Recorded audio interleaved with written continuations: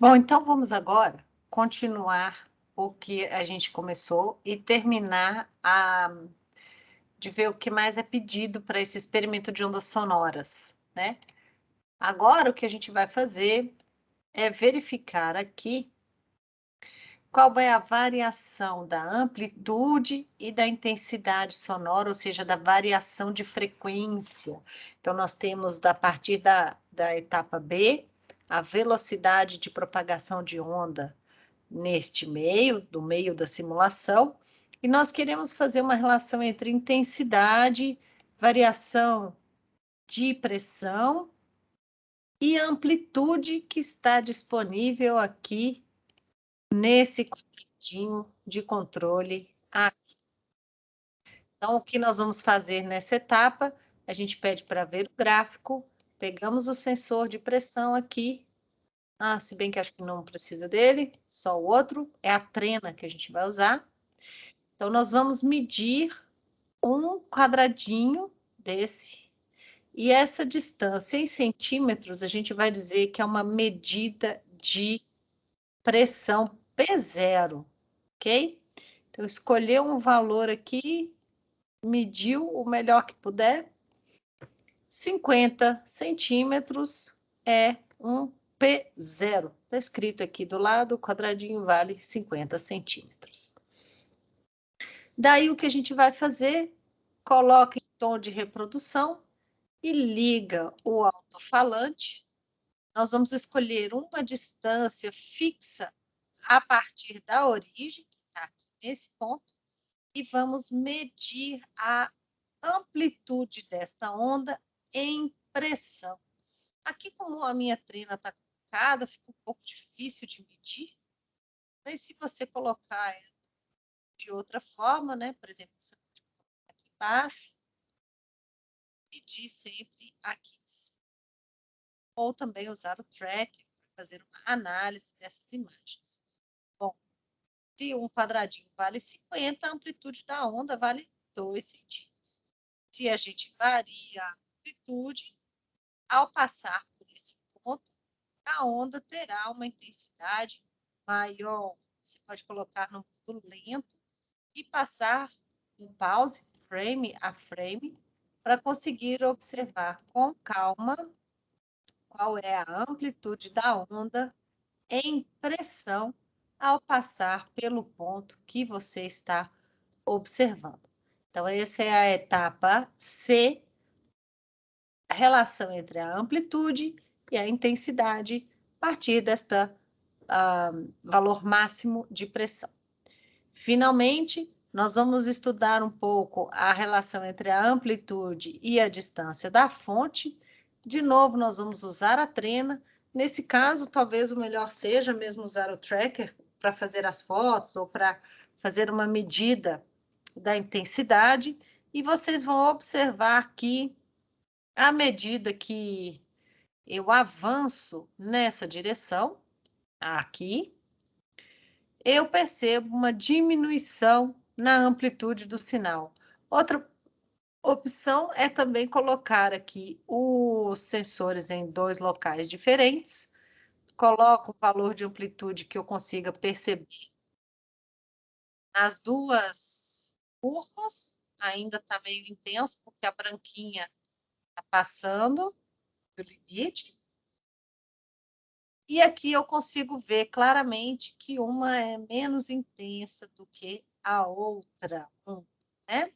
Posso pôr no modo lento, posso usar a trena aqui da mesma forma que eu usei antes, para associar o tamanho de um quadradinho P0, que vale 50, e tentar estimar essa variação de amplitude com a distância da fonte, ok? Eu pego os valores máximos e mínimos e vejo o quanto elas variaram. Fazendo no tracker também dá certo, você só precisa fazer as medidas para diferentes pontos, né? Beleza, então isso foi a parte com a simulação. Depois nós vamos para a parte quantitativa feita em casa. Então, eu achei esse experimento aqui muito legal. Tem um vídeo, né, de onde eu tirei esse experimento. Só que ele está em inglês. E eu testei aqui em casa, vocês vão ver que dá para fazer tranquilamente. O que é a ideia? Você pega um fone de ouvido desse tipo aqui, coloca uma parte aqui embaixo, empilha vários rolos de papel higiênico aqui em cima. Eu usei uma fita crepe para fixar ele bem virado para cima. E daí você vai pegar a outra ponta do fone, colocar lá no fundo e vai começar a subir. Aí, quando você ouvir uma diminuição do áudio, quer dizer que você está em uma condição de interferência destrutiva. Você vai medir as condições de interferência destrutiva, marcando no próprio cabo do fone e depois fazer a medida. Podem assistir o vídeo que está aqui em inglês, que ele é bem explicativo, mesmo sendo em inglês, ele mostra como faz, então não tem muita. Ele tira bastante as dúvidas de vocês ao verem o que está sendo feito aqui. É muito legal, fala um pouco sobre a parte 2 do curso de ondas ótica e termodinâmica, na hora que ele fala sobre interferência, ondas estacionárias em um tubo, né? Depois, nós vamos calibrar a frequência do simulador. Nesse momento, a gente vai usar o aplicativo Fifox. Eu vou mostrar um vídeo também, onde vocês usam esse aplicativo no histórico de frequência para determinar as frequências do simulador. O que vai ser a ideia nesse aqui? Vocês vão variar a frequência do simulador e verificar o quanto vale em hertz cada posição de frequência que está aqui marcada. A partir disso, vocês vão usar de novo o simulador para determinar a velocidade usando uma frequência calibrada pelo Fifox e não pela sua medida de tempo, que foi o que vocês fizeram lá na parte de qualitativa com o simulador. 4.3, está aqui o número. E aí você vai comparar os dois valores de velocidade de propagação do som no meio e vai ver como é que eles se comparam, tá? Tentem estimar as incertezas em cada método de medida. Finalmente, nós vamos usar o aplicativo Fifox para medir a variação da intensidade sonora em função da distância. Tem que fazer isso em um momento de silêncio para conseguir fazer a medida, porque como a escala em decibéis é uma escala logarítmica, vocês, para ter uma variação de 10 decibéis, o som tem que ter se aumentado um logaritmo de 10 mais 10 vezes para você conseguir perceber uma variação na intensidade sonora, tá? Então, o que vocês vão fazer? Colocar um gerador de tom para funcionar. Aqui em cima tem um link de gerador de tom. E aí vocês vão escolher um valor de frequência que vocês quiserem, sei lá, por exemplo, 1000 Hz. Coloca o play, ajusta o volume, aumenta, diminui.